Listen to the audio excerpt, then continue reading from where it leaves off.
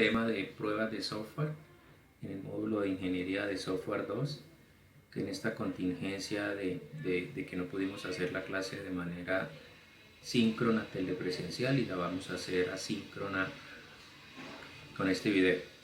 Estábamos hablando de las características de las pruebas y en este momento vamos a hablar de las características que debe tener una buena prueba, que busque los fallos, que entre más fallos se encuentre la prueba mucho mejor, más probabilidad de encontrar los fallos mejor, que no debe ser redundante, es decir, que si ya el caso funciona no probamos más con ese caso. Recuerden el ejercicio del cajero, que es un ejemplo minúsculo comparado con lo que podríamos hacer, pero que sirve para darnos cuenta que no vale la pena probar un caso con más de un conjunto de datos. Que debe ser lo mejor de la cosecha, lo que mencionaba de que tengamos posibilidad de dónde elegir. Recuerden el que hacíamos de la finca también, en donde teníamos los datos del proceso del parto. Podríamos haber analizado un caso más complejo, en ese caso lo hicimos, fue el ideal, pero es el proceso más largo. Un proceso más complejo podría ser que hubiese habido aborto, que hubiese sido un parto de más de una cría, esto, que se hubiese muerto la madre, o que por ejemplo cuando fuéramos a agregar al papá o al padre del ternerito no estuviese en la base de datos, cómo se hubiese comportado ahí el software. Recuerden que ahí hicimos fue el proceso más importante o el más complejo, pero para el caso ideal sería interesante proponerlo para el caso más complejo, acercándonos a ese lo mejor de la cosecha, que no sea ni demasiado sencilla ni demasiado compleja. La complejidad está en que muchas veces se entrega la documentación y el que tiene que repetir la prueba o hacer la prueba no es el que programó o no es el que tiene la mejor habilidad usando el software.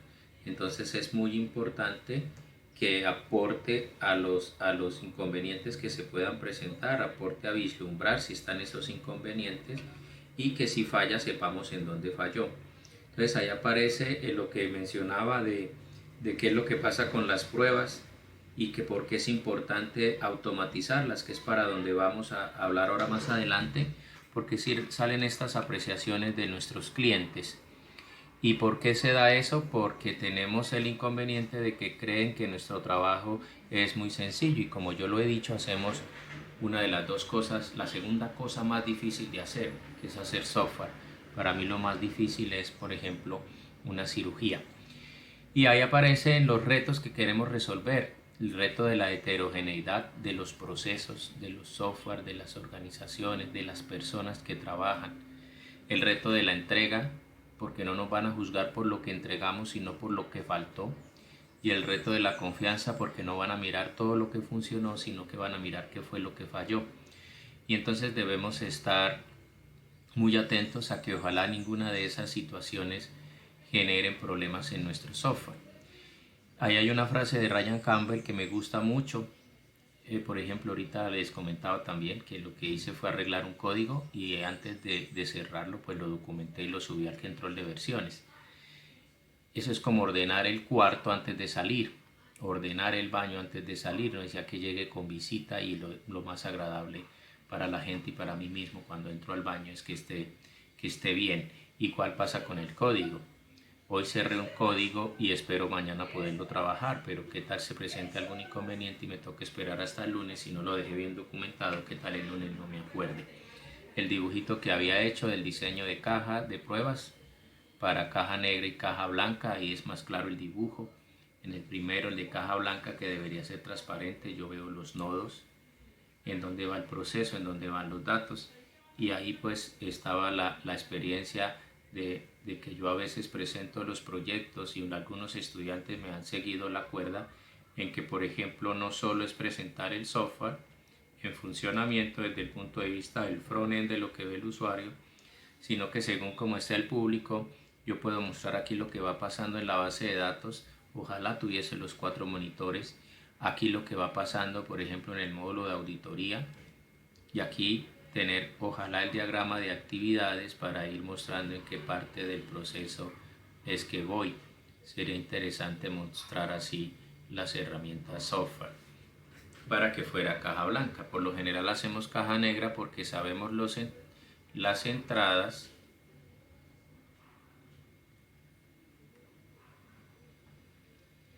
y por lo tanto sabríamos las salidas. A veces no sabemos cómo se dieron esas salidas, entonces por eso es caja negra. Sabemos ante una entrada qué debe dar la salida, pero no sabemos cómo se da el proceso. Aquí quería hacer una reflexión, pero esa sí ya quiero que no quede en video, la hacemos más adelante de un trabajo que hice. Pues para poder diseñar esos casos de prueba, en la caja negra tenemos la función específica para mostrar el funcionamiento de la operación y buscar errores en cada función, en cada procedimiento, con cada conjunto de datos. Pero las pruebas de caja blanca lo que miramos es parte por parte. En el dibujo se aprecia mejor porque miramos cada pieza cómo se está encajando en el proceso que estoy siguiendo. Aquí como no se ve el proceso, pues cuando llegue a la salida, si la salida falló, me tocaría mirar en qué parte es que está haciendo mal el cálculo. Este estándar es uno de los tantos estándares para hacer pruebas. Hay unos muy complejos. El que yo les presentaba de las vacas es siguiendo mi frase de adoptar para adoptar. Es un estándar que pues yo adapté de tantos estándares que he visto. Este es mucho más estricto, es de la ISO, según la necesidad del cliente o según la certificación que esté buscando, y más adelante vamos a hablar de esas certificaciones. Puede ser el estándar que adopte para las pruebas. Entonces ahí vamos a hablar un poquito de las aplicaciones, de trabajo futuros que vienen y de esa motivación que se necesita para seguir el estándar. Entonces el gran conflicto que se nos presenta es que tiene muchas posibilidades en el proceso de software, de definiciones que se necesitan y de procedencia de los datos que se van a utilizar en la herramienta. Entonces ahí empiezan a aparecer muchos estándares que yo catalogo a veces de innecesarios, porque no sé, se hacen para muchas cosas, pero termino desgastándome mucho en la prueba y no paso a lo que el cliente está esperando, que es la operación del software. Y a veces las frases de hace un rato de que no sirven para nada, pues pareciera que la estuviera citando, pero es que es ni mucho que queme al santo, ni tampoco que no lo alumbre. Hablando un poquito ahí de la eficiencia de Pareto, sí debo trabajar en las pruebas, pero tampoco desgastarme tanto. Entonces fíjense que si hay muchos estándares, por eso les decía que hay que fijarse en cuál adoptar según las políticas y las estrategias de la organización, según la gestión que se pueda hacer, según lo específico o común que pueda hacer el software y que pueda hacer el proceso de aceptación del cliente, y tratando siempre de involucrar las pruebas a los requerimientos no funcionales. Aquí hay una representación en diagramas de actividades de esos procesos que se siguen para las pruebas. No los voy a leer todos, pero este, por ejemplo, se desarrolla la especificación de la prueba, se miran las brechas en esa especificación entre lo que quiero y lo que voy a obtener para poder pasar a publicar la especificación de la prueba.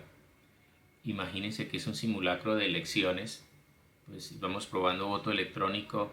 Imagínense lo bien que se debe definir esa prueba, lo grande que debe ser la muestra de los posibles votantes, los jurados, la capacidad de los servidores, hasta los hackers debería poner a trabajar en la prueba a ver si me pueden romper mi software. Y entonces se publica la prueba y se inicia el monitoreo y control en el uso de esa prueba.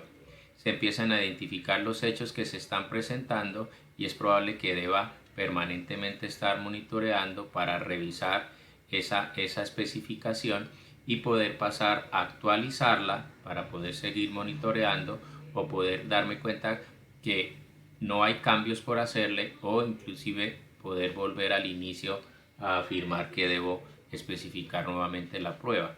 Entonces la prueba se configura, se monitorea, se van haciendo los reportes a medida que se van haciendo los controles.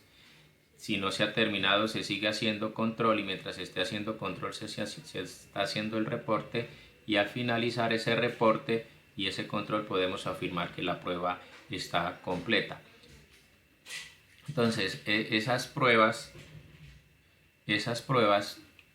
diagrama está hecho para las pruebas que son estructurales o que son de caja blanca, que insisto, llamo transparente, en donde nos centramos en la estructura interna y en donde podemos hacer pruebas exhaustivas, probando lo que ya había mencionado en la clase anterior de la cantidad de caminos lógicos. Si son muchos, pues toca buscar lo más importante. Yo prefiero probarlos todos, aunque yo no he hecho software tan grande como el que de pronto este estándar manifiesta.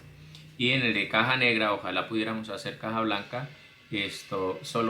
pudiéramos siempre hacer caja blanca, incluso se dice acá que no son excluyentes, en donde se derivan los casos, en donde se conocen muy bien las funcionalidades y donde se tiene la entrada y la salida. Aquí, por ejemplo, la prueba de caja negra también es conocida como prueba de comportamiento. El ingeniero de software, a partir de las condiciones de entrada, debe revisar si se cumplen o no con los requisitos funcionales. Recuerden, cuando escribimos los requisitos funcionales, yo les he dicho que desde ahí ya debe estar quedando el plan de pruebas, los datos de prueba establecidos. Y busca esa caja negra encontrar errores de funciones incorrectas o que no se hicieron. Es más fácil encontrar las incorrectas, el software no hizo lo que tenía que hacer. Errores de interfaz, porque la interfaz sí va a estar. Yo les mencionaba el ejemplo de que no está validando límites superiores, por ejemplo, en el peso de un animal. Errores en las estructuras de datos, en las salidas que los datos están, por ejemplo, si boto una matriz de notas y falta una columna, en un informe si falta, por ejemplo, una columna, o si falta un dato, o si un dato salió erróneo, por ejemplo, en un consolidado, o que tuve en cuenta un dato dos veces. Errores de rendimiento, muy importantes, si el software hace lo que tiene que hacer pero se está demorando mucho, o errores de inicialización o parametrización y determinación. El software inicia bien pero termina mal. Yo tenía un software que calculaba la nómina de 1100 empleados y cuando él iba a hacer los cálculos ordenaba a los empleados a calcularle la nómina por número de cédula o por apellido, según como el usuario lo quisiera. Y en una de esas el usuario lo ordenó por número de cédula y yo no me di cuenta, y una cédula quedó vacía. La llave no era la cédula, pero no sé por qué me permitió una cédula vacía. Yo estaba segurísimo que le tenía el non null. Y el software llegaba al 99%, 99 punto algo por ciento, y se bloqueaba. Y pues no era la cédula primera ni era la última cédula, y como había ordenado de mayor a menor o de menor a mayor, no me acuerdo, la cédula estaba por allá revuelta entre uno de esos empleados, y yo revisando el código y era un error de datos. El software no terminaba el proceso y yo estaba revisando en el código y el error estaba otra vez, al igual que el que les comenté ayer, en la base de datos. El que les comenté ayer es el de la llave principal, que era un entero de 11, que en la llave foránea me quedó con un entero de 7 y se llenó la base de datos. Entonces, ¿cómo se pregunta la validez funcional? Insisto, desde los requerimientos debo saber los datos. ¿Cómo se prueba el rendimiento y el comportamiento? Debo tener muchos datos, debo simular muchos datos. Sería interesante saber los tiempos de respuesta, por ejemplo, de la competencia, para poder comparar qué datos o qué clases se necesitan de entrada. Imagínense calculando un informe para el consolidado de notas de un estudiante de la UIS. ¿Cuántos datos necesito? Sí, ahora si tengo solo estudiante no tiene sentido. Tengo que revolver las notas entre muchos registros, obviamente con su llave principal y su llave foránea, pero mirar cuánto se demora el software en generarlo, en responderlo, y ponerle ciertas trampitas en los datos a ver si él se da cuenta o si él informa del error. Mirar si el software es sensible a ciertos valores de entrada. Insisto, con mi vaca que dio 200 litros de leche. Insisto, con mi ternero que nació pesando 200 kilos. Insisto, con una vaca que parió estando en 200 kilos. Todos estarían mal. Debería revisar ese tipo de sensibilidad en los datos. ¿De qué forma están aislados los límites? Lo que acabo de mencionar en una clase de datos. Esto, por ejemplo, le falta al software que he puesto de ejemplo. Esto que hablaba ahorita de las notas, la cantidad de datos que tolera el sistema. Imagínense el software de votación, que aunque en este país solo funciona por consolidado, siempre o casi siempre se cuelga el servidor, o el de la DIAN en la fecha límite de pasar, por ejemplo, declaraciones de renta o medios magnéticos, o el de los bancos en la fecha límite de pagar impuestos. ¿Y qué efectos sobre la operación del sistema tendrán combinaciones específicas de datos? Como ven y como he insistido, son muchísimas posibilidades. Algunas de esas preguntas se responden con cada uno de los tipos de prueba que ya he mencionado. Por ejemplo, está el de partición equivalente, que es un método para cuando hacemos pruebas de caja negra, en donde se dividen las posibles entradas en datos para poder hacer los diferentes casos de prueba, en donde se analizan entonces las condiciones que debe tener esa entrada. Ya he mencionado varias veces el error en el de las vacas, ya he mencionado el error en las unidades, en una, por ejemplo, factura. La condición de entrada requiere un valor específico, revisar si el software está garantizando que ese valor sea el único que pueda ingresar. Ya les conté por ahí el de la tasa de natalidad en el software de proyecto de grado mío hace 20 años, 18 años, en el que debía ser un valor entre 0 y 100, pero 100%. Y pues a mí me había quedado mal lo del dividir en 100 en la ecuación y me tiré todo. O el de las notas de 0, 1 a 5, y que algunos software las dan de 0 a 5, otros las dan de 0 a 50 o presenta problemas con los puntos o con las comas, etc.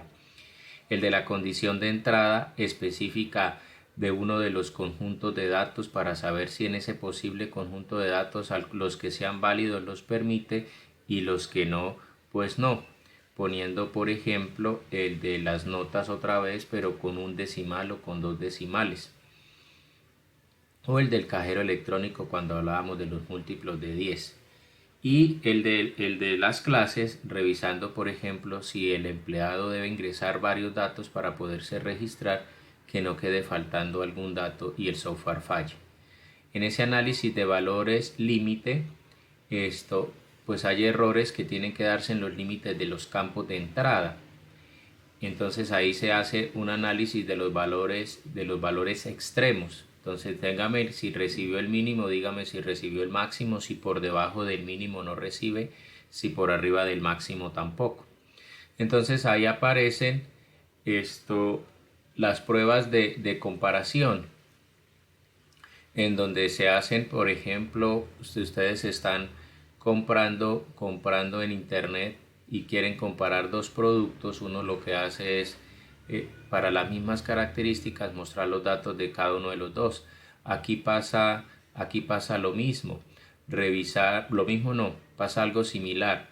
Si se hicieron dos versiones diferentes, comparar la segunda versión con la primera para saber si en la segunda quedaron corregidos los errores que estaban en la primera y si no se dañó nada de lo que ya funcionaba. Pareciera un poco las pruebas de regresión.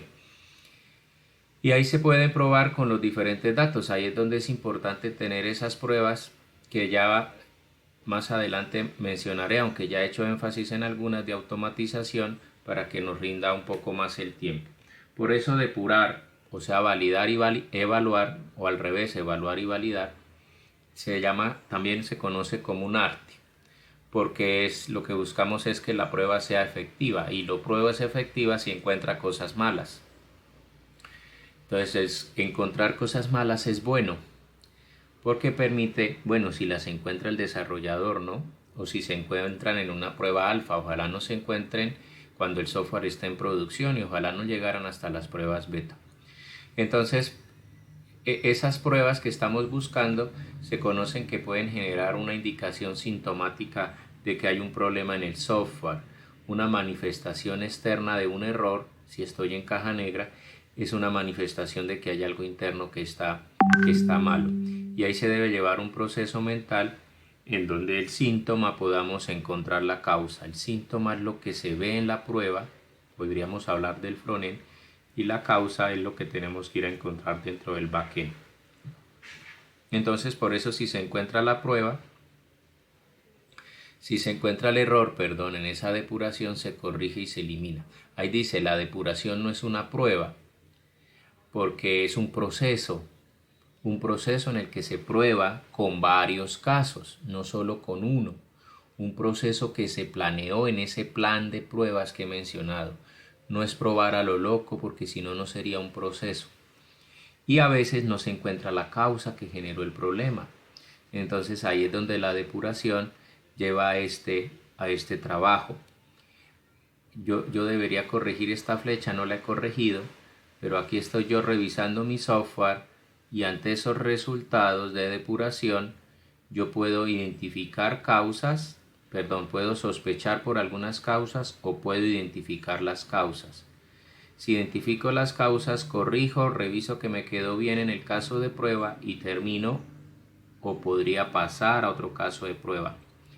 Si estoy en la depuración una causa sospechada, debería entrar a encontrar causas adicionales para pulir o mejorar mis casos de prueba que me permita volver a repetir o hacer ese ciclo.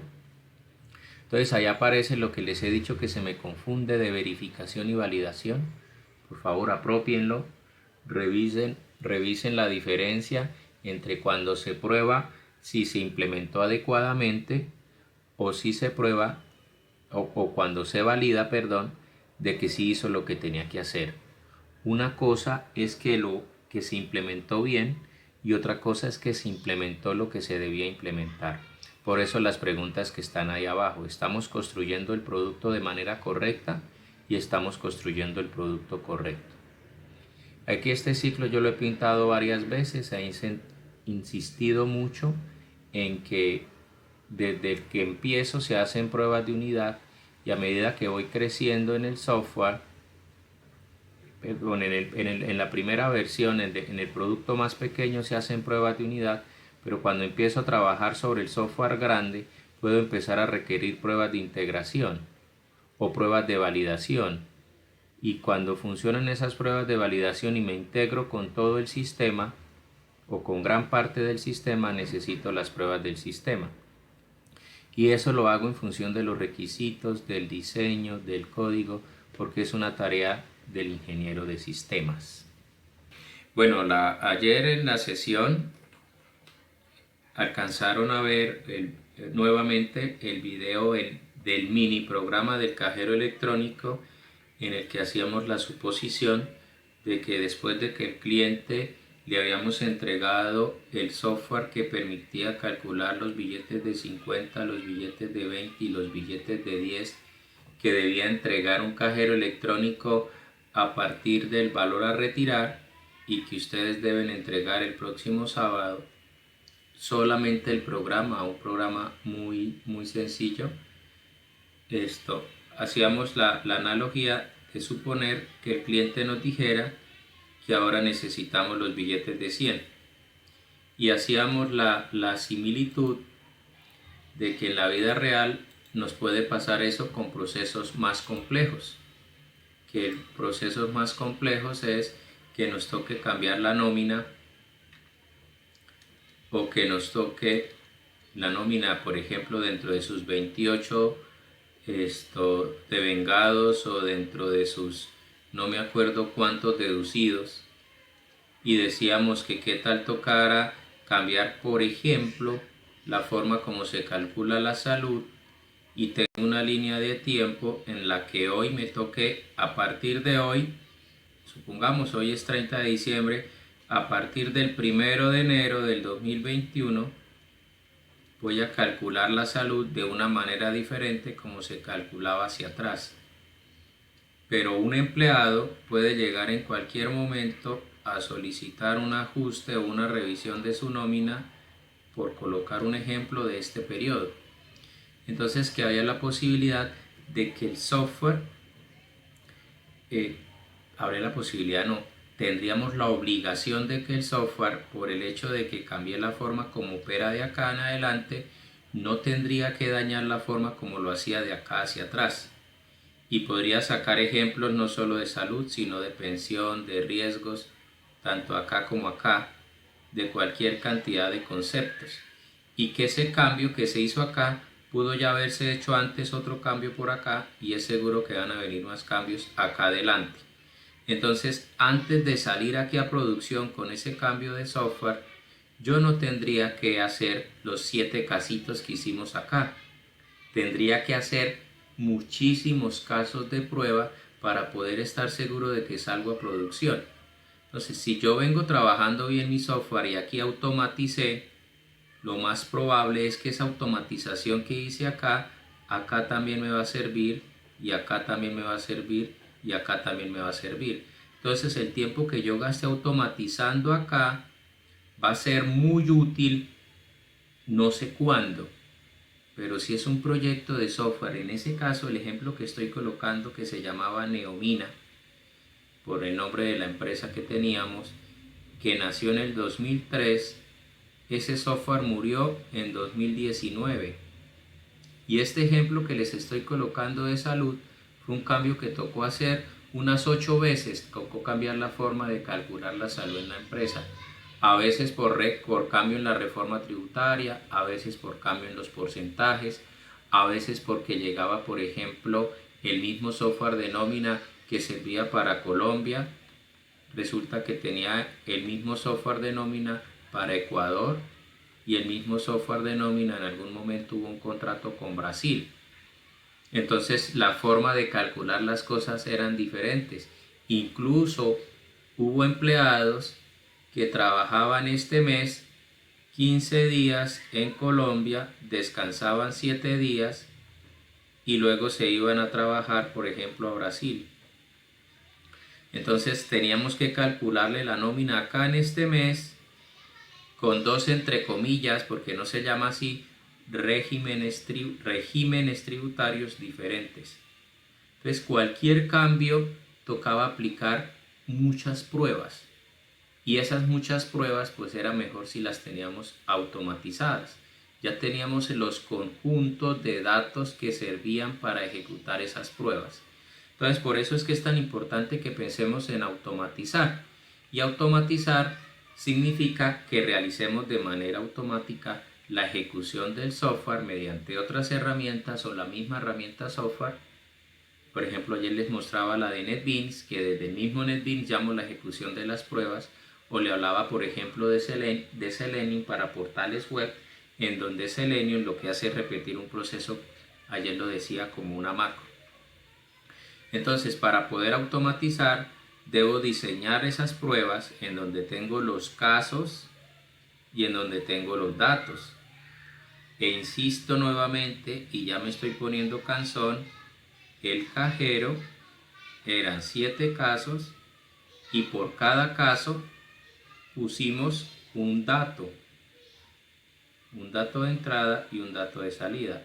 Al final, en el último caso, se nos dio por poner para un caso 3 datos, que era en el que estuvieran los 3 billetes, no sé si lo recuerdan. Pero insisto, no quiero ser cansón, si estoy en uno de nómina, no son 7 casos. Las posibilidades eran alrededor de 100 algo posibilidades diferentes. Y eso que era una empresa que le prestaba el servicios a los petroleros. Yo sé que la nómina de la UIS es muy complicada por tantos regímenes diferentes en los que están los profesores. Por ejemplo, los cátedra, ahí tenemos varios niveles o varios escalafones, no sé, varios niveles en el escalafón.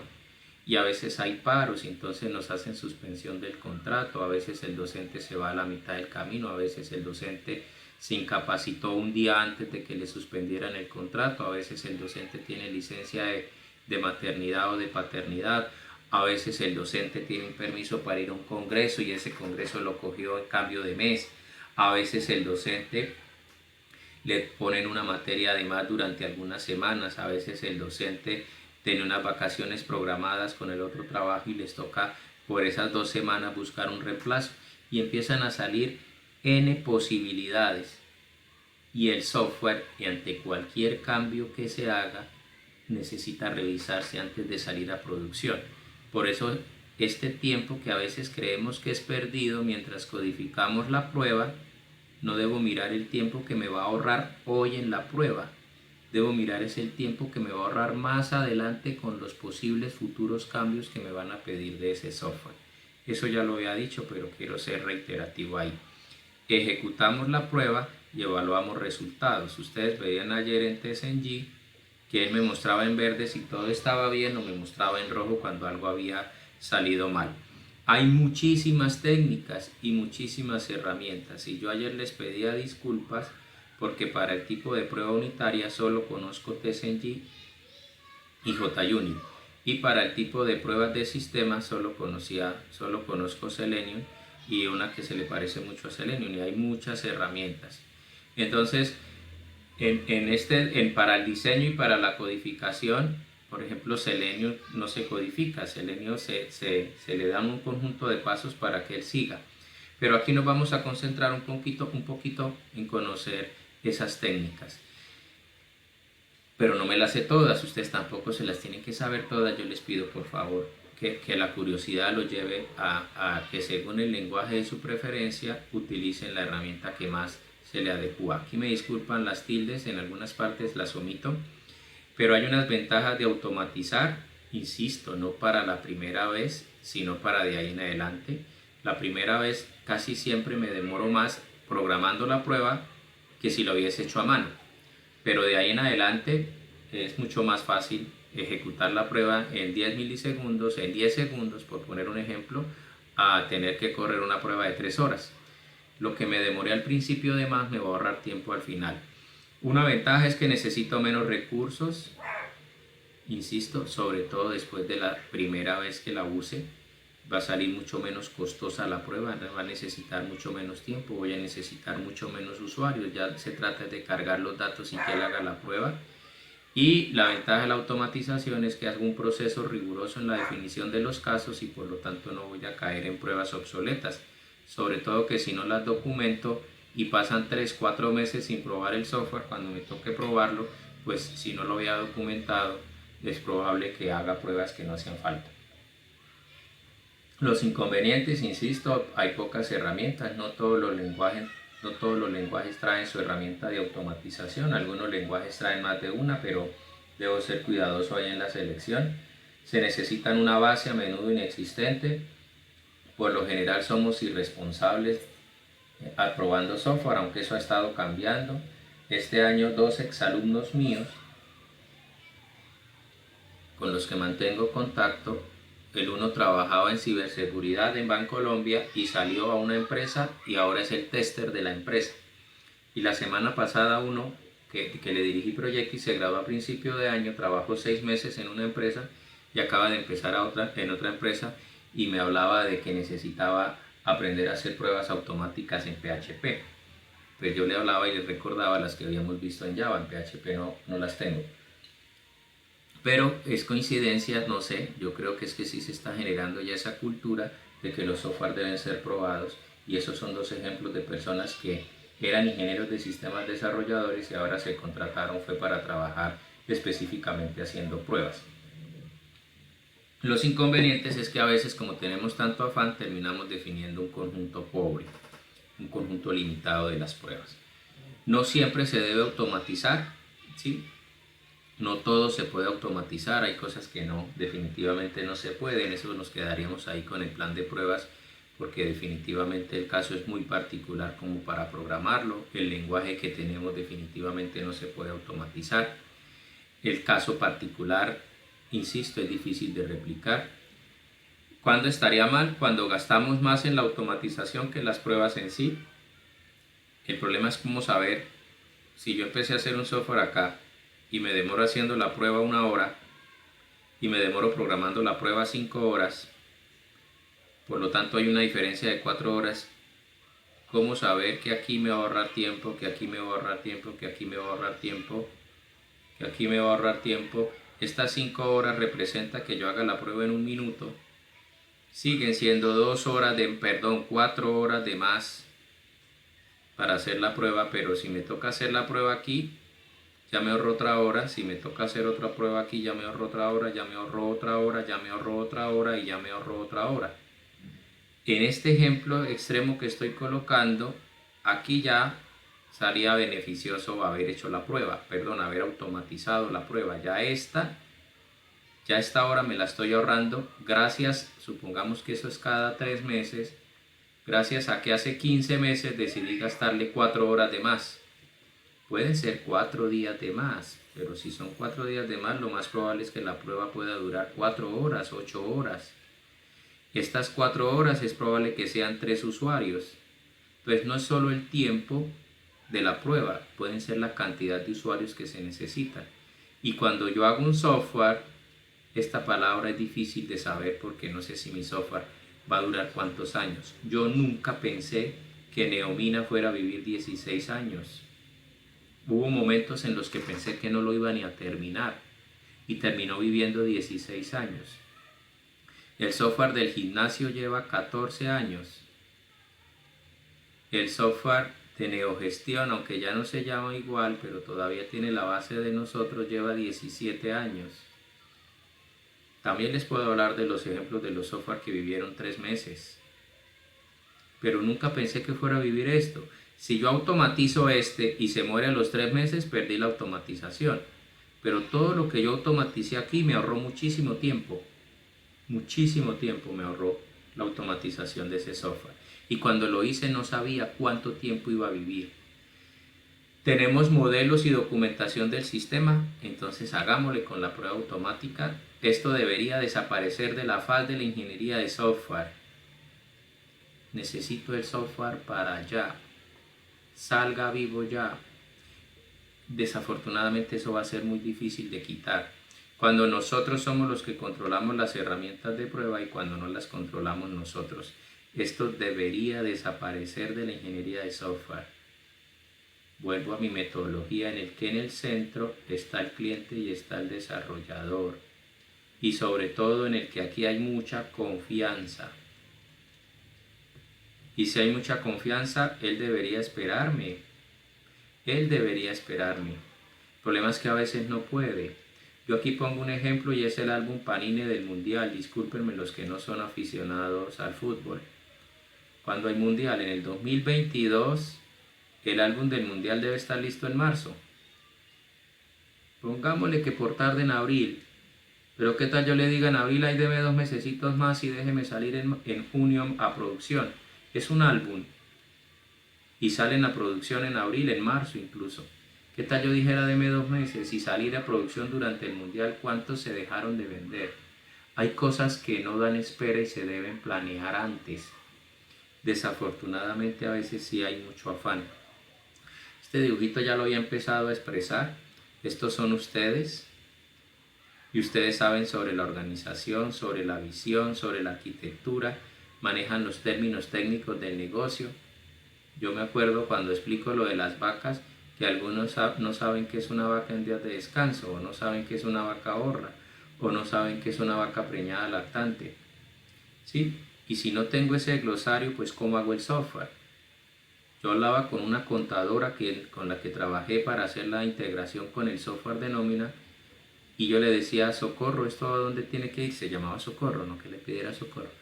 Y ella me decía, eso va a la 75, eso va a la 53, eso va a la 57, eso va a la 71. Un día le dije, no, espere que yo no me sé el plan único de cuentas.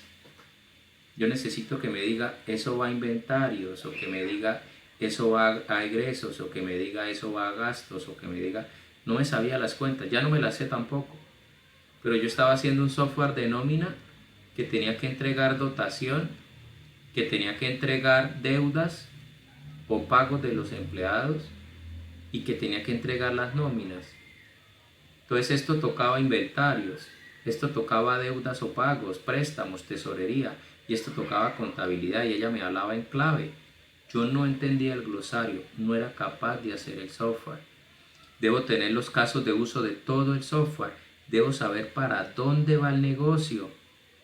Debo saber la especificación suplementaria, complementaria. Debo saber lo legal. Yo puedo desde la ingeniería de sistemas estar cometiendo errores legales en el software.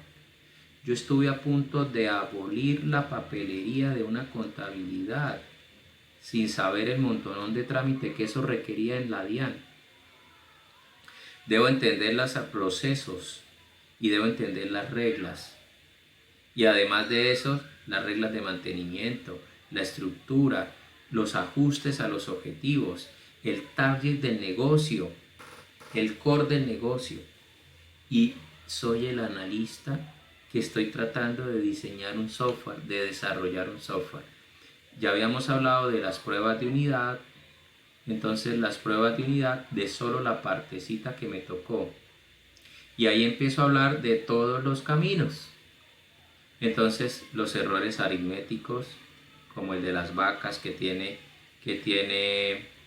el problema con el peso, que ya lo mencioné, el de las operaciones de modo mezcladas, podría colocar el ejemplo de ahorita que necesito sacar el total a pagar de un empleado en el que de pronto le coticé la mitad del mes en pesos, pero en este momento está en Brasil, entonces le tengo que pagar, no sé cuál es la moneda de Brasil, en la moneda de Brasil, o el empleado que de pronto tiene una deuda para una matrícula en un doctorado que pagó por allá en euros y le tengo que ir descontando esa deuda en pesos, entonces ahí aparecen operaciones mezcladas que son difíciles de manejar, por ejemplo, por el valor, por el dinero que se debe traer a valor presente, por inicializaciones incorrectas. Me ha pasado mucho, podría colocar un ejemplo acá. Supongamos que yo ponga que la vaca nació, que la vaca se compró de 50 kilos y la tenía que meter era de 500 kilos y no me di cuenta y seguí operando.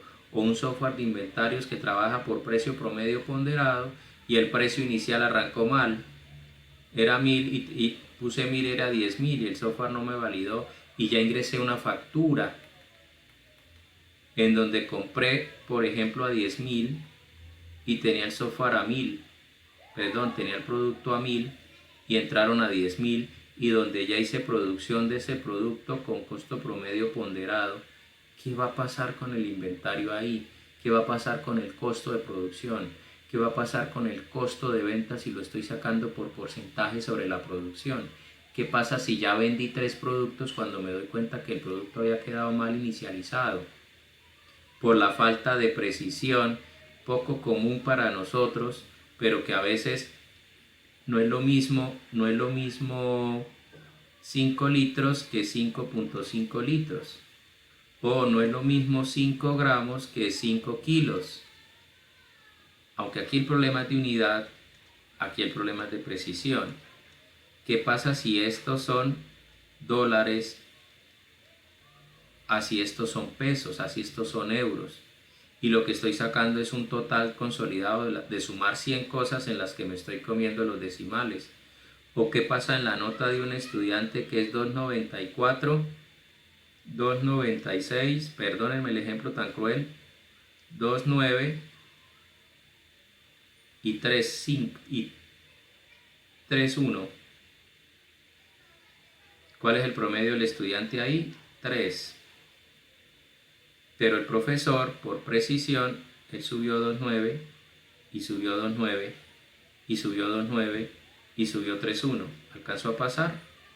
Da 20 dividido en 3, sí, creo que sí, 2.97. El ejemplo no es bueno.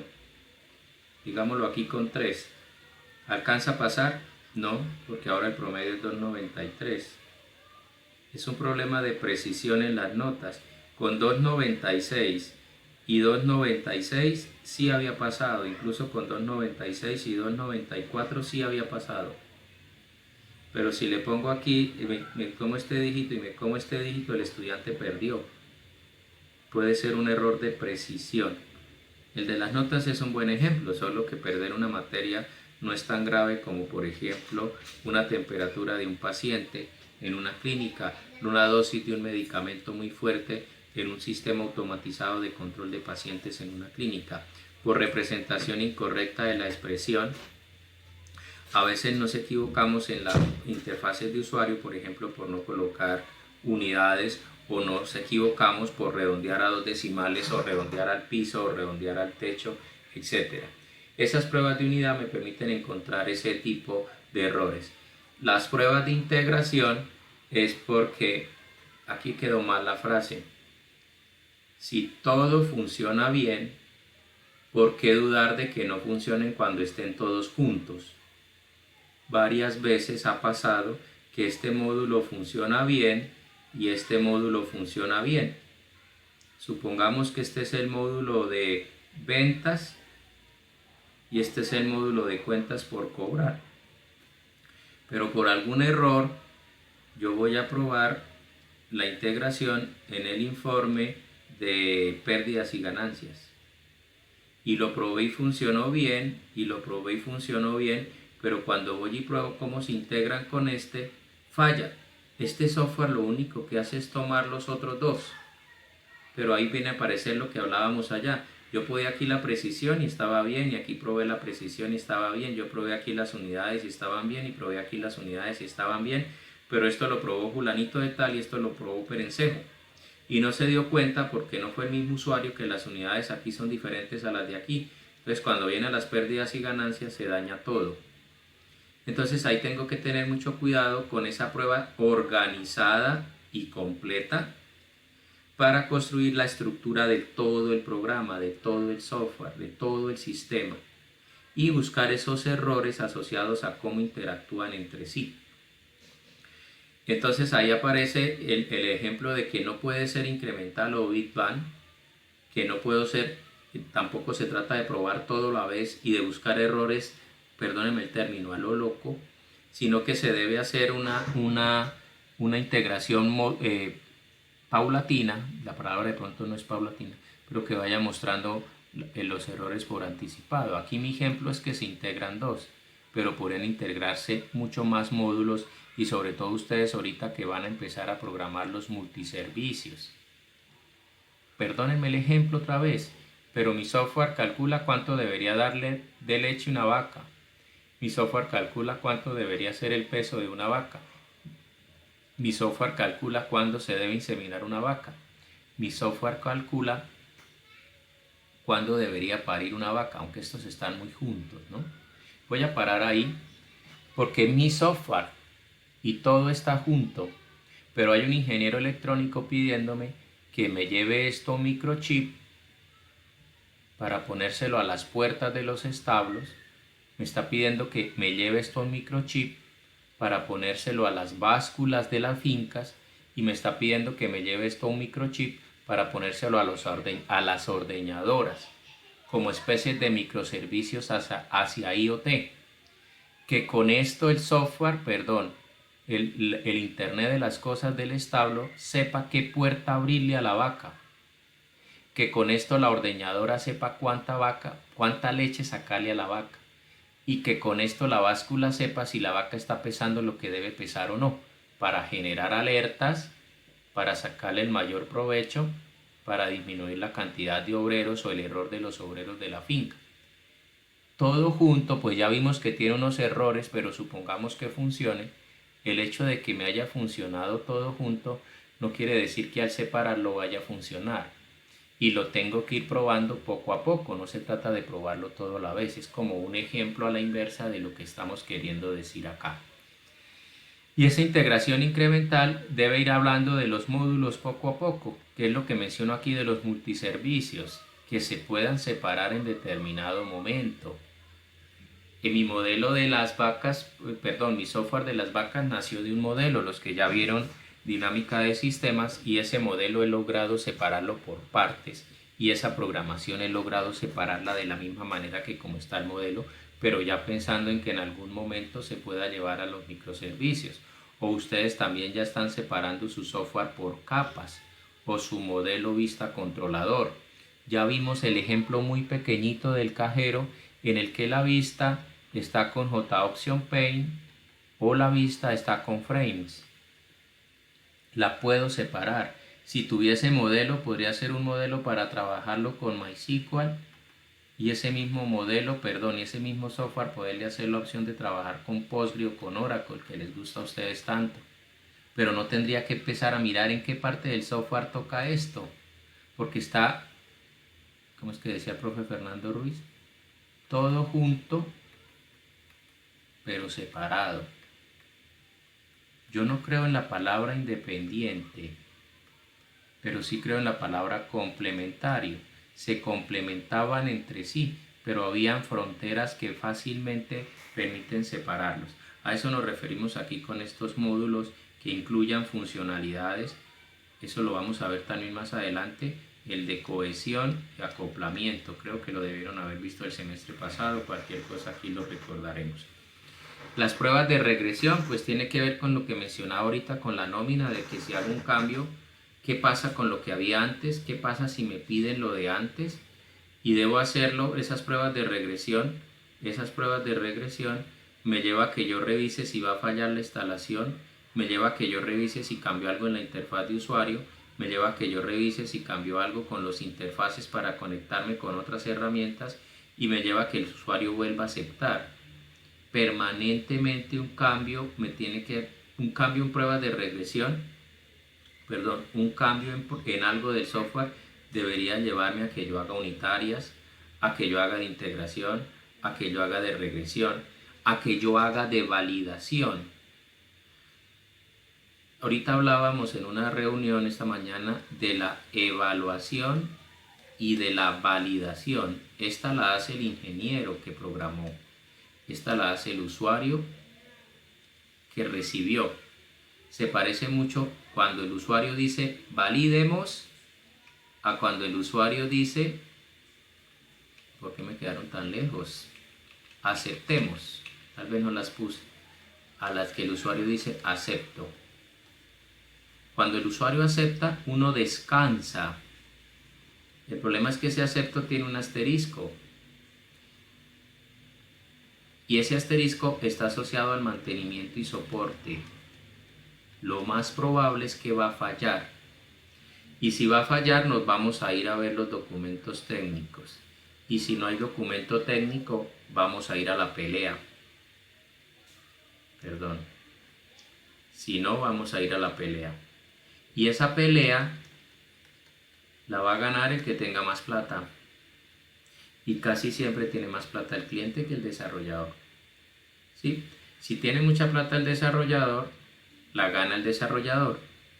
Y si la gana el desarrollador, pues ahora lo que no va a tener nunca para pagar es lo que yo les he mencionado del prestigio. ¿Cuánto vale un cliente? ¿Cuánto cuesta un cliente hablando mal de mí? Esa nunca la voy a poder medir. La de cuánto cuesta un cliente hablando bien de mí, sí la vamos a poder medir. Que hablen bien de los estudiantes de la UIS, eso le sube el nombre a la UIS. Que hablen bien del software que yo hice, eso hace que posiblemente venda un software más. Que yo no vendo el software y no entiendo por qué, puede ser por un cliente al que le quede mal, que está muy molesto conmigo y tenía mucha influencia y le está dando malas referencias a los posibles clientes. Ahí aparece la prueba alfa y la prueba beta. La que se hace en el lugar de desarrollo, la que se hace en el lugar de trabajo. La que se hace de forma natural, en donde el desarrollador observa cómo actúa el usuario. La que el desarrollador ya no está presente. La que hago con mucha confianza, venga, cualquier cosa que salga me avisa, yo estoy aquí al lado mirando. La que el entorno está controlado, la que ya estamos en vivo y en directo. Esta da una adrenalina súper chévere, ¿sí? Y salen errores y usted tiene que arreglar en vivo y en directo. Y cuidado, arregla lo que no es, ¿sí? Yo lo que hago es tomar nota y pedir paciencia. Varias veces he arreglado en vivo y en directo y lo que hago es empeorar el asunto. A esta le tengo mucha confianza. Por ejemplo, el de las vacas, este fue mi papá. Mi papá era el que me decía, no, así no, así no, así no, así no, esto no es así, esto no es así. Mi papá era el que se perdía en la interfaz. Mi papá era el que me hacía darme cuenta que mi interfaz, ustedes ven mi software todo arcaico. Y sí, de pronto es arcaico y yo soy arcaico, pero me estoy defendiendo con que los usuarios no son los mejores, no son los más preparados. No les puedo hacer un software de esos súper llamativos, de esos en donde se mueven como pez en el agua, porque es que una condición para que sean usuarios de mi software es que nunca antes hayan usado software. Por eso pareciera cuando ven la interfaz de mi software que estuviesen viajando 20 años en el tiempo. Pero mi papá fue el primer usuario, creo que ya les he mostrado eso. Las pruebas de recuperación.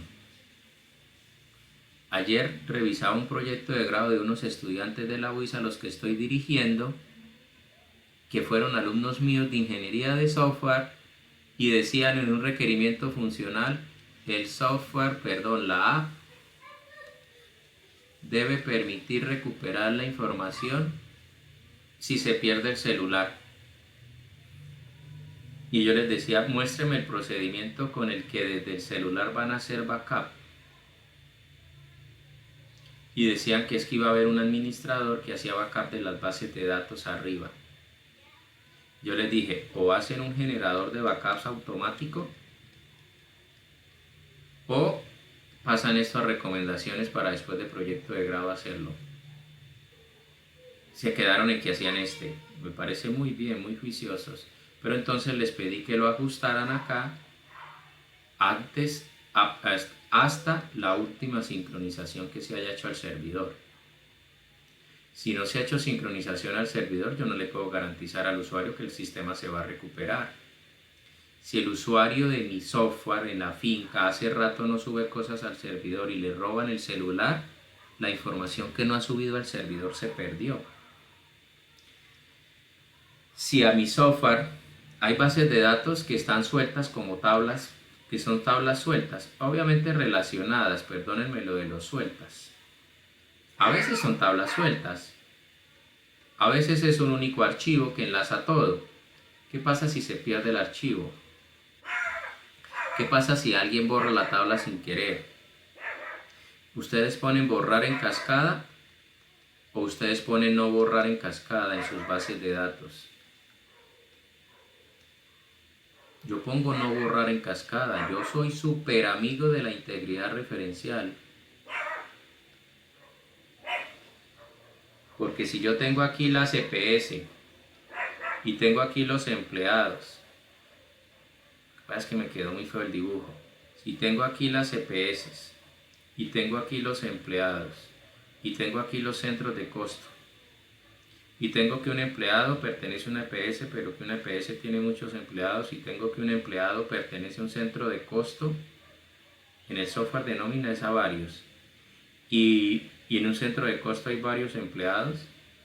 Si yo no le pongo esto de no borrar en cascada, si alguien entra y borra un centro de costo, borró todos los empleados que están en ese centro de costo. O si alguien borra una EPS, se borran todos los empleados que estaban en esa EPS. La primera vez a mí me pasó y yo puse que no con borrar, pero me pasó con actualizar en cascada.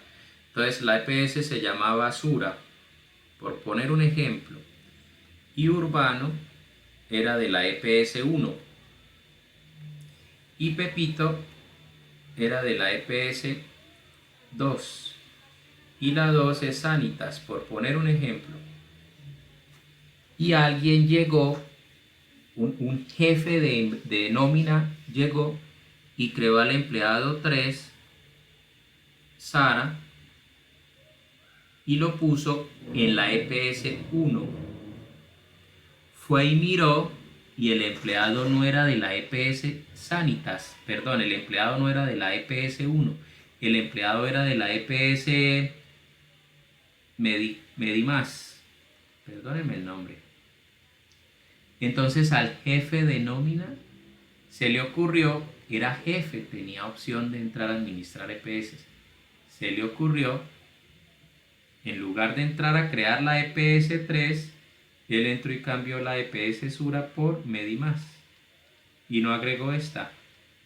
Revisó a Sara y listo, Sara ya es de Medimás. Soy un duro, qué maravilloso software. Pero unos días después fue y miró que Urbano, unos minutos después, se empezó a dar cuenta de que a los empleados se les había cambiado la EPS. Y me llamó al de sistemas. Y yo entendí que no se lo puedo dejar editar a cualquiera, al menos no lo borró. ¿Se imagina que hubiera borrado la EPS Sura? ¿Cuántos empleados se habían ido? Si no le pongo de no borrar en cascada y si no le quito a ese usuario la opción de actualizar EPS, por favor, es momento de moción de orden. ¿Hasta ahí me siguen? Sí, señor. Gracias, muy amable. Entonces, aunque me salí del ejemplo, ¿no? Estaba yo hablando de recuperación. Esa recuperación debería ser automática. Este término lo hemos estado usando mucho últimamente, a mí todavía me toma el pelo, resiliencia. Creo que me está sobrando una letra. La resiliencia dice que ese 24/7 que nosotros chicaneamos tanto, tiene que limitar a la empresa a que ante cualquier fallo se levanta en 15 minutos. En 15 minutos se tiene que levantar la empresa. Resulta que alguien entró y me tumbó la base de datos. Y tengo 15 minutos para recuperar la empresa, para recuperar la información de la empresa. Ahí es donde empezamos a hablar de la arquitectura y de que el servidor de base de datos está replicado. Y ojalá el servidor también está replicado. Y por aquí tengo todos los clientes conectados a mi empresa. Pero un momento, resulta que ahora estamos en la nube. Entonces mi cliente está por acá, pero no, espere un momento, que es que el cliente, el gerente se fue por allá para Cancún y se está conectando desde su celular al servidor de Estados Unidos. O no, espere, es que el cliente está por allá en un viaje de negocios en China y se está conectando al servidor en Suiza. No, espere, es que un invitado que llegó a la empresa desde su celular, no sé cómo, pero el hijo de madre, tremendo experto hacker, me tumbó esto. Me tumbó la base de datos que tenía acá. Todos los clientes por cable están fallando. Se cayó todo contabilidad y se cayó todo personal y se cayó todo producción y se cayó todo calidad. Y llaman al de sistemas y el de sistemas no contesta, o el de sistemas está en reunión, o el de sistemas está en vacaciones, o el de sistemas está resolviendo otro chicharrón. Ojalá fuera automático. Y ojalá esto volviera hasta acá. ¿Y qué pasa con este envío? ¿Se está haciendo automático? ¿Y qué tal el hacker sea bueno y fue capaz de tumbar este y este? ¿Y qué tal sea tan bueno que tumbó este y este y este? Los 15 minutos ya no son tan buenos. Perdón, ya no son tan ciertos. Ahí nos toca volver a la antigua, al disco duro portable, que lo guarda el ingeniero de sistemas en una caja fuerte, pero no en la de la empresa. Habían habían empresas que tenían el backup de la torre A en la torre B. Yo vi ese siniestro en la época en la que estaba como ustedes. Yo estaba entrando a clase de investigación de operaciones en la UIS, cuando vi esa noticia en vivo y en directo. Y si eso fue en el 2011, en el 2001, ¿se imaginan ustedes los casos que ustedes van a ver de ataques, no con aviones tumbando edificios, sino con WannaCrash borrando bases de datos, apoderándose de servidores? ¿Y a quién le van a echar la culpa? Al de sistemas. Y según Resiliencia, ¿qué dice? Que Sistemas recupera todo en 15 minutos. Y por más que quieran, Resiliencia necesita la intervención humana, el software necesita la intervención humana. A veces toca tumbar el sistema una semana para recuperar los datos. Por ahí hay una ley de protección de datos que tenemos que borrar a los usuarios que no quieran estar en nuestra base de datos. ¿Y qué pasa si tengo 15 discos duros con backup de hace 15 años y el usuario es de hace 15 años y quiere que lo borre de todas las bases de datos? ¿Cómo hago para borrar los usuarios de las bases de datos que tengo hace 15 años guardadas en discos duros? Lo segundo más importante que hay en el mundo es hacer software. A veces creo que es lo más importante, pero para mí lo más importante sigue siendo los que salvan vidas en las clínicas. Cada vez la vida la salvan más en las clínicas gracias a los software. Por favor, lo que hacemos es muy importante. Las pruebas de seguridad. Acabo de hablar aquí de que nos hackearon y aparecen aquí las pruebas de seguridad. Hay malparidos informáticos, y esto está quedando grabado, piratas informáticos que les gusta hacer daño por deporte. Espero ustedes no sean así, por favor. Si ustedes hackean un software, sea para ganarse una plática diciéndole al que hackearon, mire, tiene estas vulnerabilidades, si quiere le ayudo a resolvérselas. Pero no para decirle, me apoderé de sus datos, mire a ver qué me da, porque eso es un delito. Y un estudiante de la UIS no debería cometer ese tipo de delitos. Si no le gusta la ley, trabaja para que se cambie, pero no hace delitos. Por favor, si van a ser hackers, sean de los buenos, no de los malos. A veces son empleados disgustados por venganza. A veces son personas deshonestas. Por favor, no vayan a ser deshonestos. La ética está por encima de cualquier cosa. Sean buen ejemplo, ¿sí? Eso no sería ganancia. Y la prueba de seguridad, en eso yo soy muy malo. Son muy importantes las pruebas de seguridad, muchachos. La seguridad es infinita, o mejor, las vulnerabilidades son infinitas. Yo debo blindarme para la mayoría de casos que pueda. Tengan cuidado con eso. Yo no le creo esta palabra. Yo le creo esta palabra.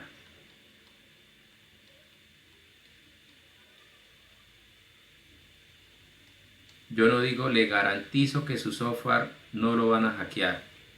Yo le digo, le doy la seguridad de que con este caso, este caso y este caso y este caso y este caso y este caso no lo van a hackear.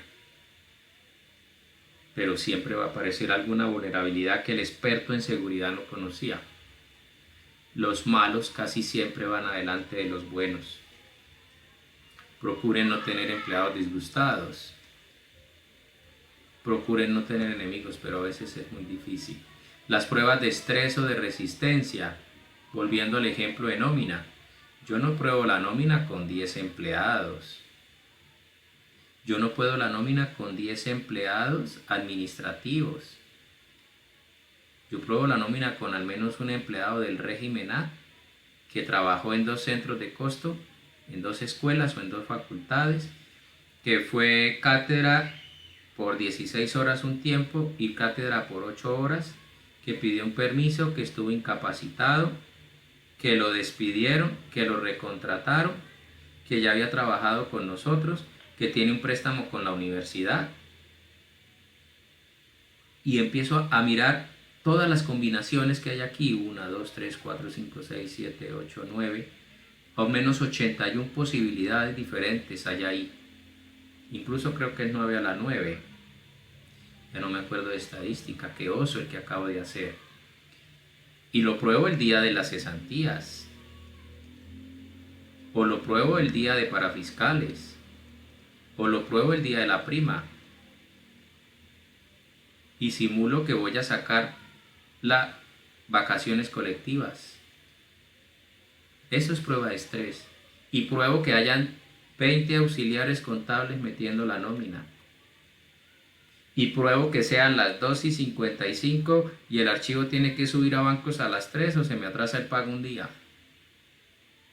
Y simule esa vaina a ver cómo se le comporta el software, cómo es la frecuencia de los datos, cómo son las interrupciones. Me gustaría esta prueba y quite el internet de la empresa a ver qué pasa. Y mande a generar las cesantías. Me mantiene este dibujo. Mande a generar las cesantías desde aquí y desconecte el cable aquí. A ver qué pasa. Esa prueba nos la han hecho desde que hay cables. Ponga a correr el programa y desconéctelo. Ponga a correr el programa y apague este computador a ver qué pasa. Ponga a correr el programa y quite la energía eléctrica de la empresa. Si hay un programa, a mí un software creo que ya les conté, un día le quitaron la luz a la empresa para hacer una prueba y funcionó todo muy bien. Y yo era el jefe de sistemas y yo me sentí orgulloso del organizado de mi proceso.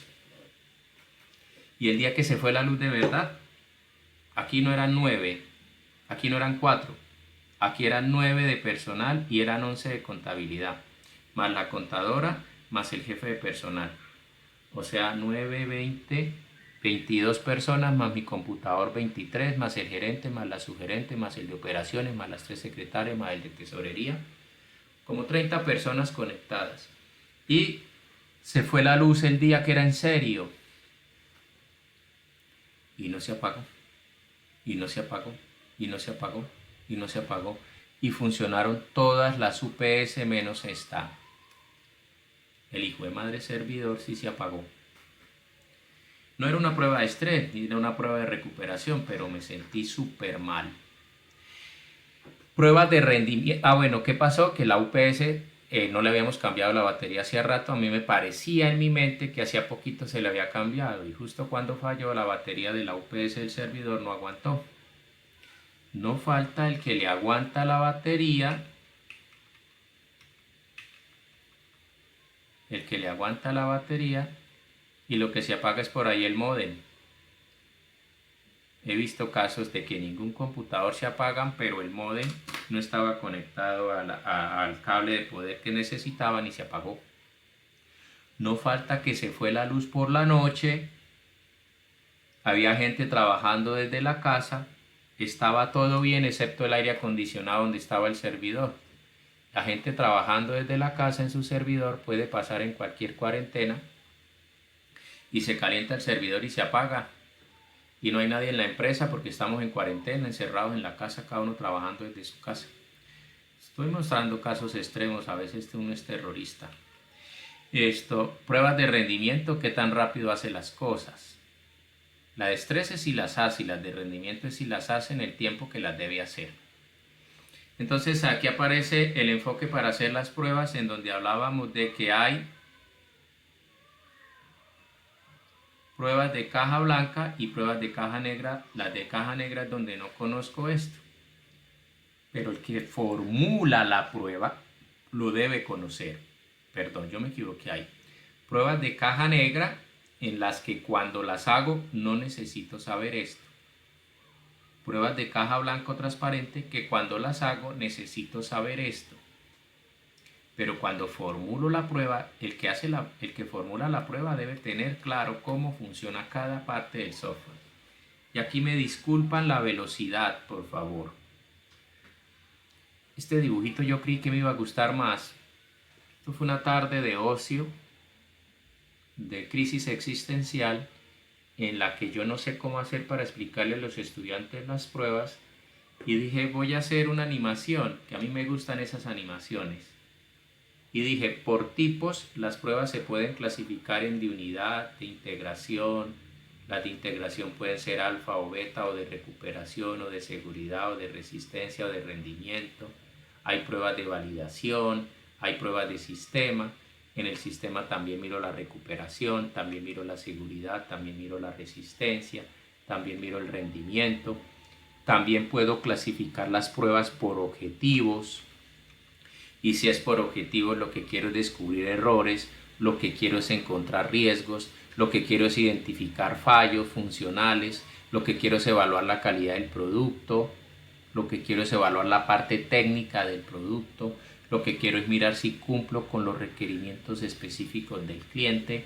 También puedo clasificar las pruebas por otro tipo, las que hago por recorrido, por ejemplo, frente a un diagrama de actividades, las que hago aleatoria que no me gustan, porque es encontrar el error al azar a ver si lo encuentro, las de solidez, las que pruebo por ejemplo la consistencia de los datos, las que pruebo por ejemplo la precisión de los datos, las de aguante, las que empiezo a conectarle usuarios, las que empiezo a meterle datos al servidor, las que empiezo a tratar de que los dos envíos coincidan a la vez a ver qué pasa, las que empiezo a jugar con las tablas temporales y quito la luz, las de prestaciones a ver si el software hace todo lo que tiene que hacer, las de conformidad o de homologación en las que hablaba hace un momento de si mi software si mi software el mes pasado hacía las cosas como las hacía el mes pasado, así yo lo haya arreglado para que de hoy en adelante lo haga diferente. Las de homologación, las que cuando me piden cambiar un software y yo miro que lo que el de antes hacía bien, el mío lo haga igual que como lo hacía el software de antes. A veces las empresas cambian un software y sale peor el remedio que la enfermedad. Las de regresión, ya las mencioné. Las de mutación, las de qué pasa si el proceso por el camino cambia, qué pasa si el proceso muta, por ejemplo la de los billetes, que el proceso cambiaba, qué pasa si me llevo esa máquina para donde hay dólares, qué pasa si yo no le hubiese agregado un billete mayor, sino un billete menor, por ejemplo, de 5.000. ¿Qué pasa si yo me paso, por ejemplo, a monedas? Las que están en función de lo que conocemos, se clasifican como las de caja negra o las de caja blanca. Las que están en función de cómo automatizo, es decir, si me tocó hacer manual o si pude hacer automático. Las que están en función de lo que se prueba, es decir, si la partecita que hice, si es el cómo se integra lo que hice con lo demás, si es la de si me aceptaron lo que hice o no me lo aceptaron, si cumple lo que tenía que hacer o no lo cumple, que se parecen a las de aceptación. Si ustedes haciendo una prueba se dan cuenta que el cliente les recibe, pero si ustedes se dieron cuenta que les recibió y no se dio cuenta que estaba mal, no lo pasen por alto el error, díganle qué pena, no le puedo aceptar su aceptación. Yo vi un error que usted no vio, me toca arreglarlo.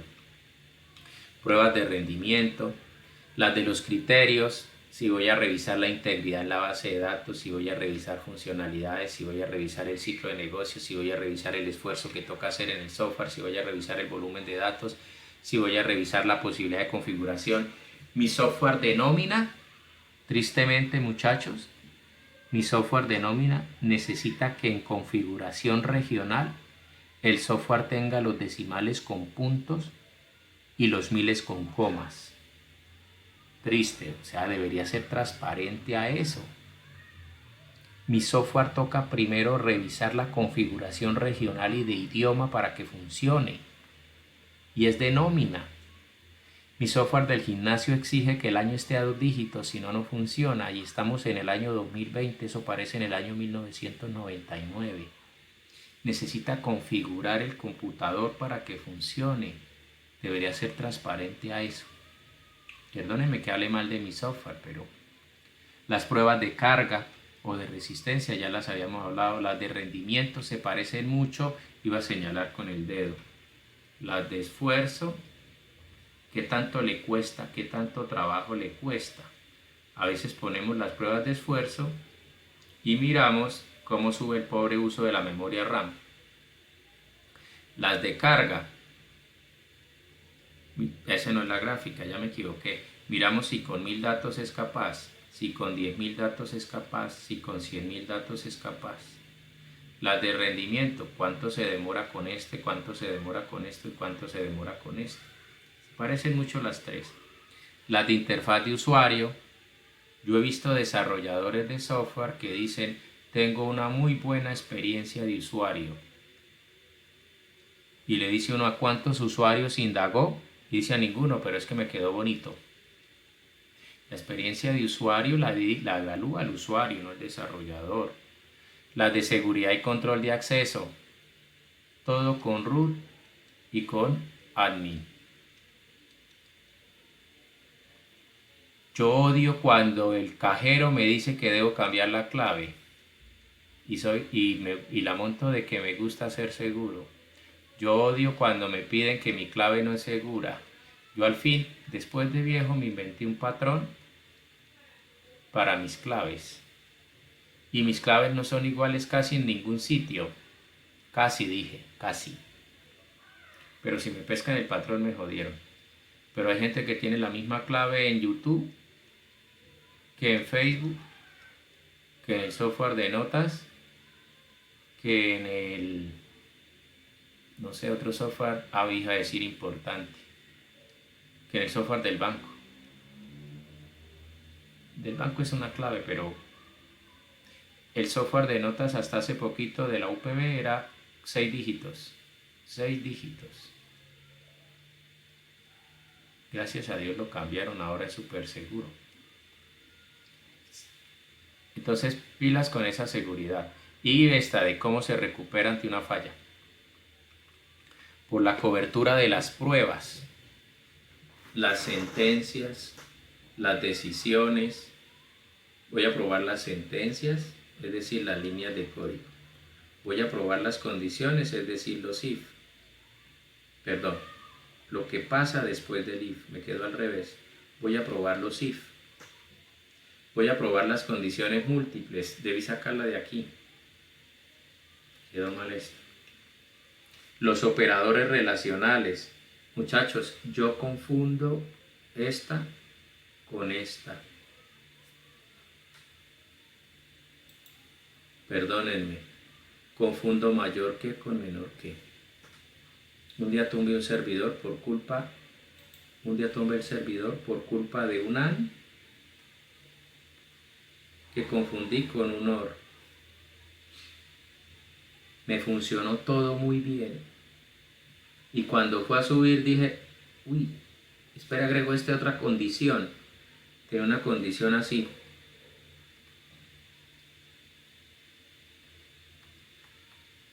Bueno, era SQL.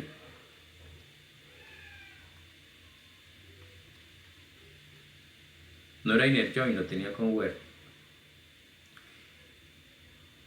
Y cuando la probé en desarrollo, eso que usted va para clase de afán y dice voy a subir.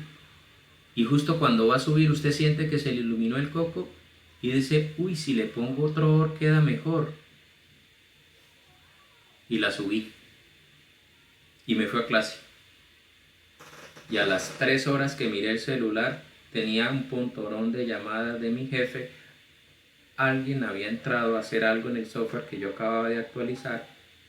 Y por culpa de este paréntesis, el pobre Apache se colgó generando un informe, denegó servicios y se apagó. Por este paréntesis. Alguien diría porque confundió el or. Yo diría por afán. Tercera grosería del video, por pingo. No digo más groserías porque me da pena, pero iba a decir otra. Porque no debí subir a producción si era diferente a lo que había probado. No fue un operador relacional. Casi. No le puedo echar la culpa a este, le tengo que echar la culpa a este. Por no haberlo puesto aquí. Me tiré todo. Y después no volvían a confiar en mí cuando subí a producción. Lo hice sin la menor intención.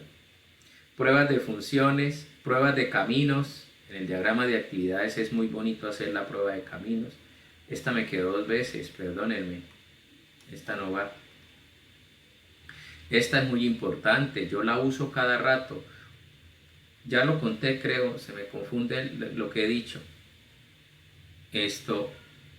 Trabajé de 9 a 12 en unos sprints. En unas tareas de un sprint que estoy haciendo. Hoy volví a programar después de mucho tiempo. Y tenía clase a las 2. Y terminé de ayudar con los oficios a la 1:30 y dije, voy a recostarme un momentico. Y luego dije, no, en media horita no me recuesto. A la 1:40 prendí el computador y dije, voy a terminar algo que me había quedado sin hacer. Y a la 1:55 hice 2. Mientras que de 9 a 12 hice 1. Y eran casi igual de largos. O sea, me demoré mucho acá y me demoré muy poquito acá. Pero lo que más hice acá, lo que más gasté de tiempo acá, y por eso me demoré tanto y solo hice una tarea, fue haciendo pruebas de llamadas. Porque como hacía tanto no programaba y estaba corrigiendo un error en el software de las vacas que ustedes vieron hace 15 días, el error que yo dije que lo hacía en diciembre, me puse a hacerlo hoy porque estaba en una reunión que me aburrió un poquito. Entonces dejé la reunión ahí como si fuera un radio y me puse a programar. Lo que probé fue si los métodos sí se estaban llamando como se debían llamar. Porque hay unas decisiones o condiciones en mi software que según lo que esté pasando llama un método o llama otro método. O llama otro método o llama otro método. ¿Sí? O sea, estaba probando caminos, estaba probando cómo se llamaban, estaba probando decisiones. Pero volví a recordar el software, espero retomarlo pronto para que no pierda todo eso que recordé hoy.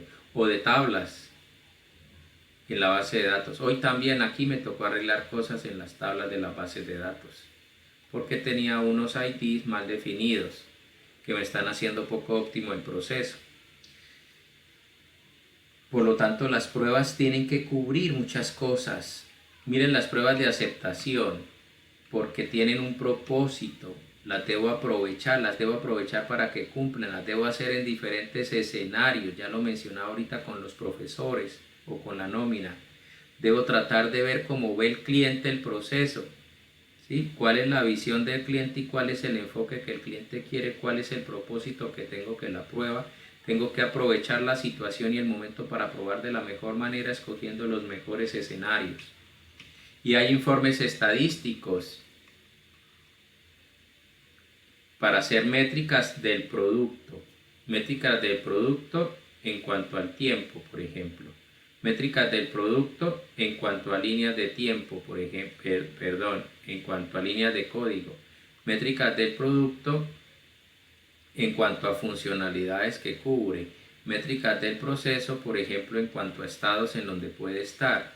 Un diagrama de actividades casi siempre termina siendo o representando los estados de un proceso. Creo que ya les hablé de un vuelo, ustedes lo hicieron como tarea. Imagínense que yo no les hubiese pedido el diagrama de actividades, sino los estados de un vuelo. Creo que ya lo hablamos. O yo hago el diagrama de actividades, también lo hablé en clase, de un proyecto de grado, de presentar proyecto de grado, y puedo hablar de los estados del proyecto de grado. O las métricas basadas en los atributos internos, cantidad de variables, por ejemplo, cantidad de whiles o cantidad de ciclos repetitivos, o por ejemplo cantidad de datos de tipo entero, cantidad de datos de tipo varchar. Puedo hacer medir la estructura del código, por ejemplo, que no haya líneas de código de más de 100 caracteres. Por ejemplo, que no haya nombres de métodos de más de 20 caracteres, que no hayan variables de más de 20 caracteres, métricas de complejidad, eso ya tiene que ver un poco con los grafos, métricas de cobertura de las pruebas, hasta dónde van a llegar las pruebas, si pasaron por todos los caminos que tenían que pasar. Esta es de la más difícil, la vamos a ver en particular más adelante cuando hablemos un poquito de programación orientada a objetos. Métricas basadas en atributos, esta dije que era la más difícil, estas son las más subjetivas. Yo a los ganaderos, creo que ya lo mostré también, pero sirve para recordar y orientar un poquito. Yo a los ganaderos les pedí que evaluaran el diseño del producto. Ya les había contado. Yo les pedí que evaluaran el diseño del producto. Ese no es este. En los tiempos de respuesta, en lo atractivo de la interfaz, en el tamaño del texto, en el reconocimiento de las entradas, en la edición de datos, en el uso que tiene para cada una de las opciones, en las opciones de deshacer.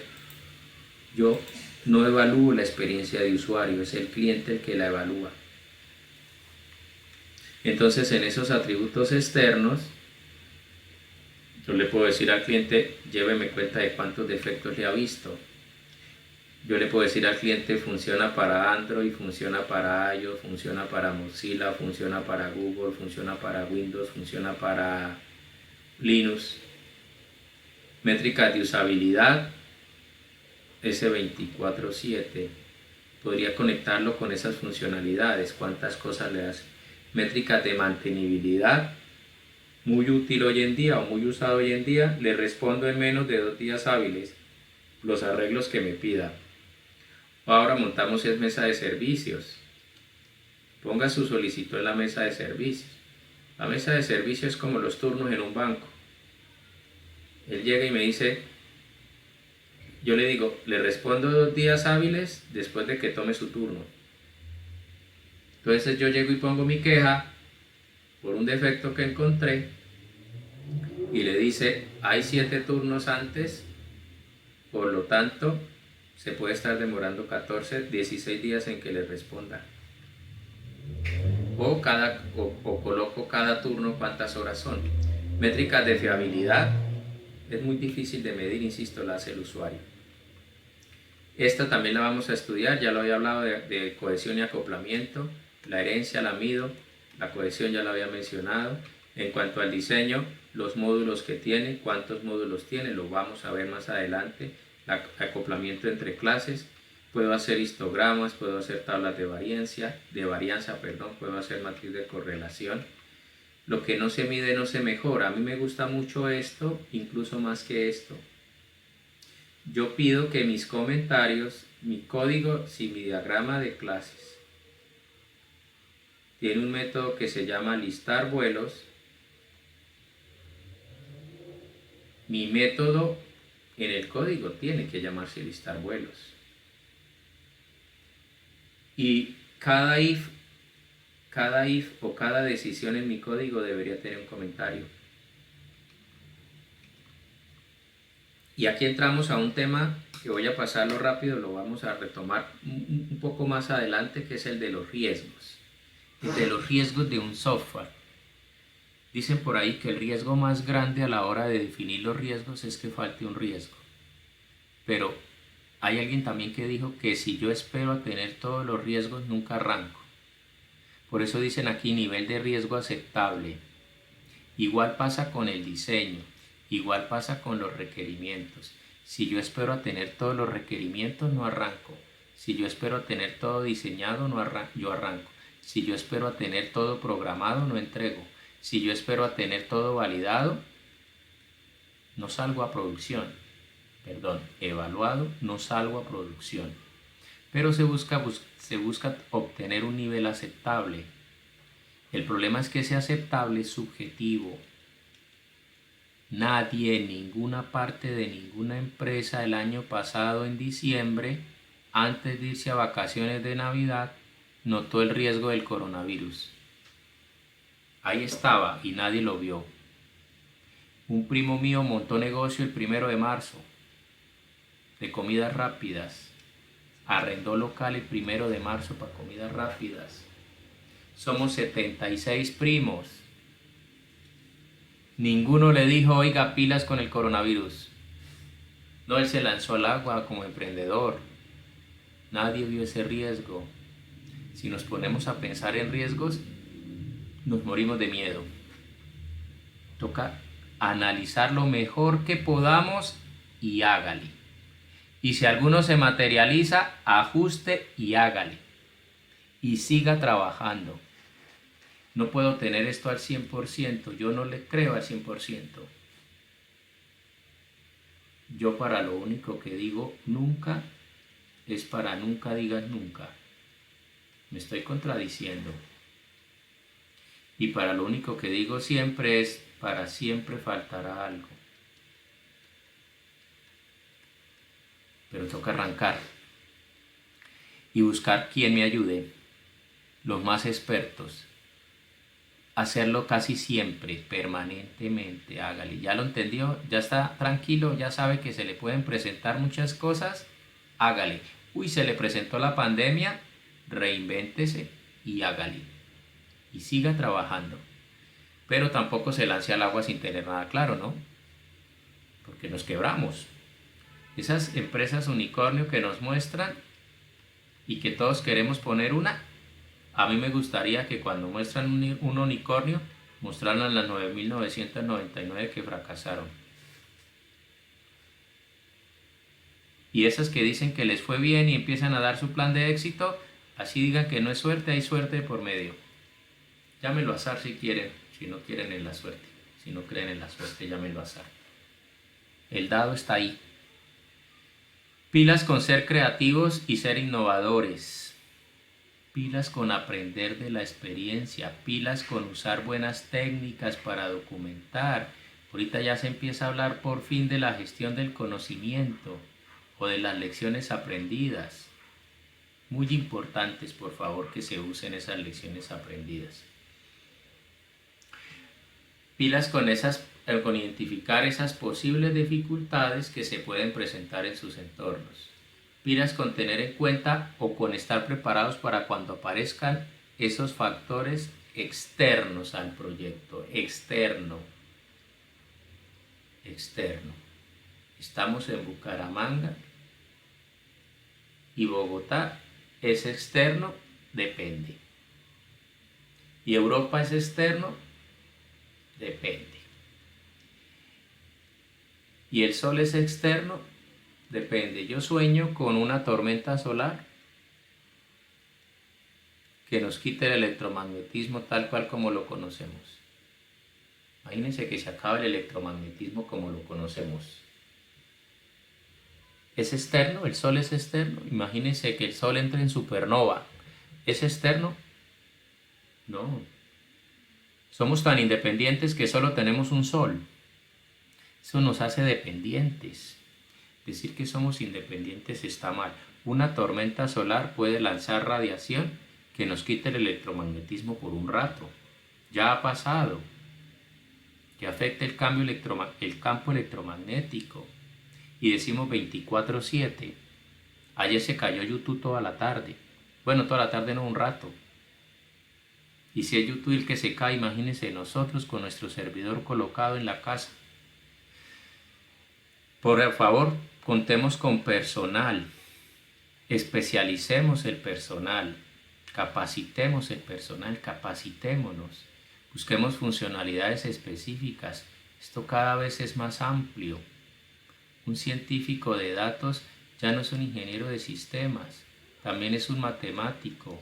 Incluso si es un ciencia de datos, para determinar el COVID necesitamos un epidemiólogo y necesitamos un médico.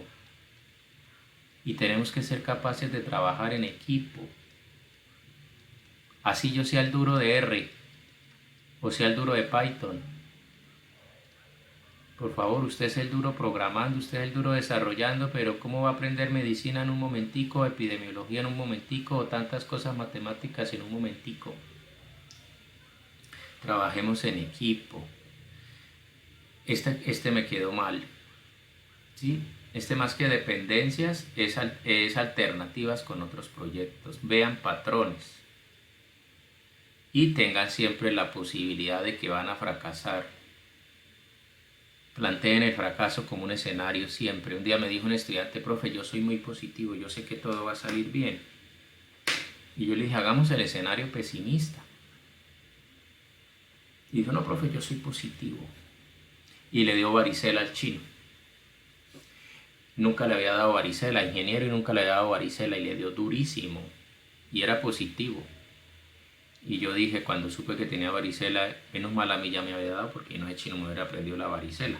Ahora estamos con COVID. ¿Y usted qué opina? Bueno, con COVID y con varicela. ¿Qué le agregaría a la lista? Y este es un dibujito que hago que quisiera haberlo hecho mejor. Pero eso para el cliente es un software. Lo que le entrego en interfaz de usuario y la escasa documentación que le doy. Pero yo debo tener en cuenta un plan. No le voy a poner nombre. Debo tener en cuenta un diseño dinámico y estático. Perdón, ahí está estático y estático. Y debo tener en cuenta un código. Pero debo tener en cuenta una metodología. Y debo tener en cuenta la parte dinámica de los procesos. Debo ver el todo y debo ver los procesos en ese todo. Debo tener en cuenta una hoja de ruta crítica. Debo tener en cuenta ese cronograma. Aquí dije plan, aquí dije cronograma. Debo tener en cuenta los riesgos. Debo tener en cuenta la auditoría permanente para que eso funcione. Debo tener en cuenta la seguridad. Debo tener en cuenta la visión y misión de la empresa. Y aquí fue donde me tiré todo, aunque los dibujos son heterogéneos. La empresa va a cambiar.